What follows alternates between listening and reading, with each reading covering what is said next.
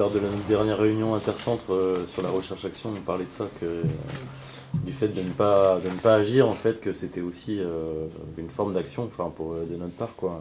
Ouais. Mais après, bon, voilà, que ça se heurte à un certain nombre de représentations, effectivement, qu'on a, qui sont contraires aux identités, enfin, aux représentations qu'on peut avoir de nos métiers, et aussi au contexte institutionnel, en fait, enfin, ce qu'on évoquait, cette rationalisation extrême, cette demande de résultats, hein, et le fait qu'à aucun moment c'est quasiment pas entendable, entendable de dire on va payer les gens pour qu'à certains moments ils soient capables de ne rien faire, et de ne pas proposer d'activité et de laisser les choses se faire. Alors en fait, c'est pas tout à fait rien faire, c'est surtout être en capacité de changer de posture, quoi. Ça, faut que nous on soit en mesure de l'expliquer. Ne permettent pas beaucoup de faire ça. Ouais, on voit bien que les grilles, les évaluations qu'on nous demande, etc., ne nous permettent pas finalement de rentrer dans un schéma de laisser faire, parce qu'il y a effectivement une demande de rationalisation, une globalisation aussi des problèmes et des solutions et des évaluations. Par contre, on peut le faire un peu à la marge, quoi. C'est-à-dire on doit continuer à faire des projets, des actions si on veut pouvoir être présent et que nos salaires donc soient financés par. Et après, ce qu'on peut faire, c'est à la marge essayer de faire ces petites choses-là ou modifier aussi notre méthode dans les actions. Mais c'est pas qu'elles sont mal faites, ces politiques publiques. Hein, c'est ce que je disais un peu tout à l'heure. Je pense que c'est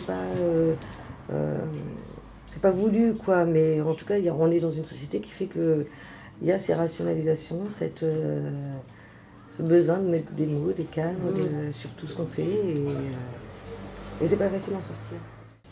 Une façon assez simple une orientation assez simple qui permet de gérer ces problèmes de traduction. C'est-à-dire comment on traduit notre pratique en des termes qui peuvent être entendus par les bailleurs de fonds.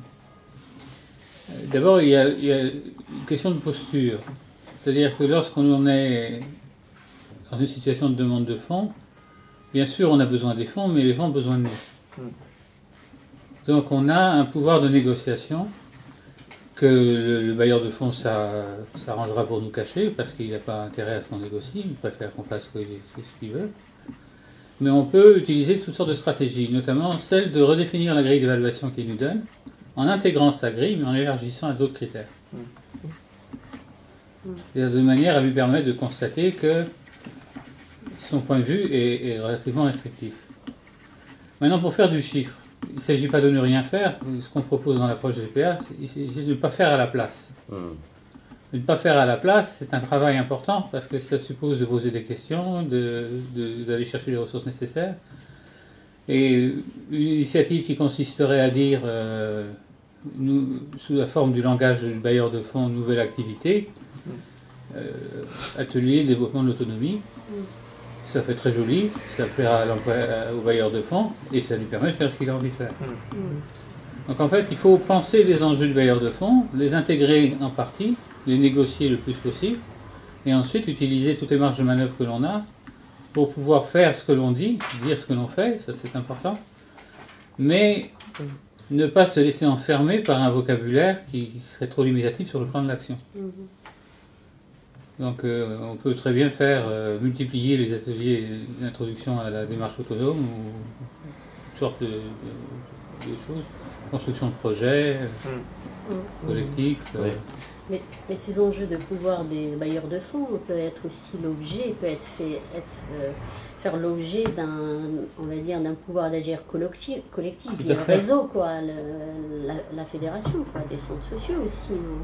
Donc, dans un premier temps... Sur les grilles, quand on nous demande de remettre les bilans et tout ça. Donc, oui, il y a un travail à faire sur le terrain, mais aussi peut-être à un plus haut niveau, quoi. En fait, vous êtes dans la position des gonds sur une porte. Vous voyez comment vous appelez ça? Vous appelez ça des gonds? Oui. Vous avez un gros objet à déplacer et vous êtes un petit objet. Mais si vous êtes au bon endroit au bon moment, vous avez une puissance de rotation très grande. Donc en fait, vous avez à négocier à la fois avec les jeunes pour qu'ils fassent par eux-mêmes, à la fois avec vos partenaires locaux pour qu'on vous laisse une place qui correspond à ce que vous voulez faire, et à la fois avec vos bailleurs de fonds pour élargir leur point de vue, et éventuellement passer par la fédération nationale ou régionale pour faire en sorte que les choses bougent.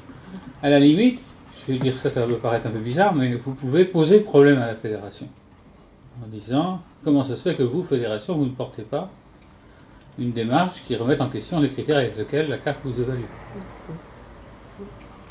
Parce que, comme Guillaume disait tout à l'heure, ça ne nous empêche pas de faire les actions qu'on a en cours, mais à la marge, mais moi, en tant que professionnel, je suis convaincue, par exemple, que je suis sur la bonne méthode. Je me lève tous les matins, je me dis, ça me gênerait de mettre à la marge quelque chose à laquelle je crois. Donc je vais être essoufflée à la longue, quoi. Jusqu'à quand je vais le faire, par exemple. Puis il ne s'agit pas de le mettre à la marge, il s'agit de le négocier par tous les moyens possibles.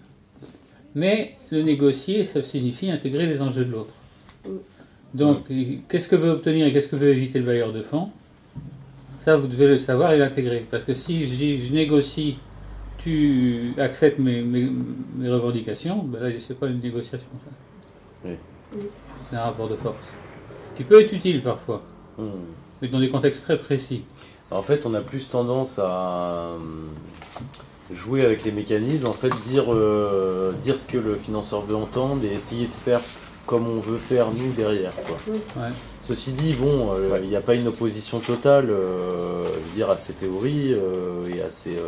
enfin voilà, c'est quelque chose qui arrive dans le débat public, au niveau des élus. En tout cas, il y a le discours. Après, sur comment ça se traduit véritablement en termes de pratique, il y a encore pas mal de gens qui ne voient pas trop et qui, quand on rentre dans la pratique, sont plus tellement d'accord finalement avec les mots qu'ils avaient prononcés. Parce que le problème n'a pas été défini de façon opérationnelle. Oui, voilà, il est si défini on reste avec des mots une valises, définition vague, tout le monde met n'importe quoi dedans. Tout à fait, Si on le traduit de façon opérationnelle, de façon systématique, et qu'on développe la démarche de changement, le pouvoir d'agir sur une définition opérationnelle, qui peut quelquefois sembler extrêmement mince. Ça peut être faire en sorte que les enfants ne sonnent plus à la porte en permanence. Mais derrière, ça c'est la pointe de l'iceberg. Derrière, il y a toutes les problématiques sociales du quartier qui sont dedans. Bah oui. Et ce que je voulais dire aussi, c'est quand tu dis on a tendance à composer avec les grilles et à faire ce qu'on veut, le bailleur de fonds a tendance à créer une grille qui t'empêche de faire ce que tu veux. Bah oui. C'est-à-dire c'est un jeu du chat et de la souris. Ouais, complètement. Alors que si vous vous remettez en question par les instances appropriées avec une démarche rigoureuse et systématique, les bases même de l'évaluation, vous n'êtes plus obligé de travailler à la marge et vous n'êtes pas forcément dans un rapport de force parce que les enjeux du bailleur de fonds sont pris en considération.